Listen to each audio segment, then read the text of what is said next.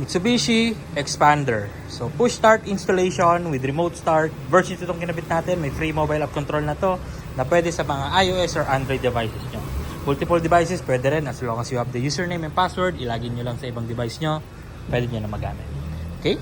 So then makaka-receive din kayo ng dalawang key fob to, na pwede nyo i-remote start yung kotse nyo rin dito. Pwede kayo mag-lock unlock. Yan. Pwede kayo mag-car finder.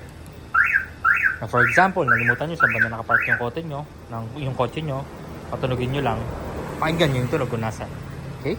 So, remote start na natin. Press 3 times lang sa lock button. 1, 2, then 3. Start na yan.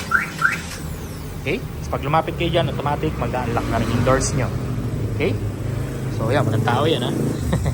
Pasok tayo sa loob. Pakita ko yung button na kinabit natin.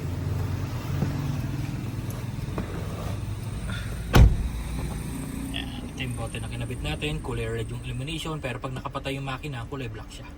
And kapag aksidente nyo napindot, hindi po mamamatay yung kotse. Okay? Then matic transmission, park luggage, tsaka handbrake. Kapag naka-driver, naka-reverse, never nyo siyang mapapa-start po.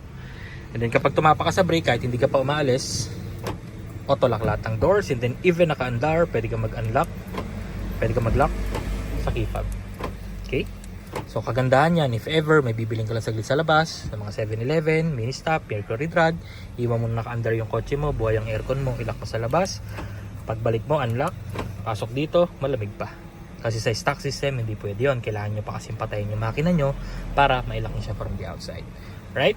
Kapag nakarating ka naman na sa location mo, gusto mong patayin, kapakan mo lang yung brake, isang pindot, patay na yan. Yan yung kulay ng button natin kapag nakapatay. Without stepping sa brake, unang pindot, accessories. Pangalawa, on. Pwede nyo nang ibaba or itaas yung bintana nyo nang hindi po naka-start yung kotse nyo. Okay? And then pangatlo, patay syempre. So typical push start button lang kung paano gumana. Pag gustong start, apak sa brake, isang pindot, start na agad yung makina.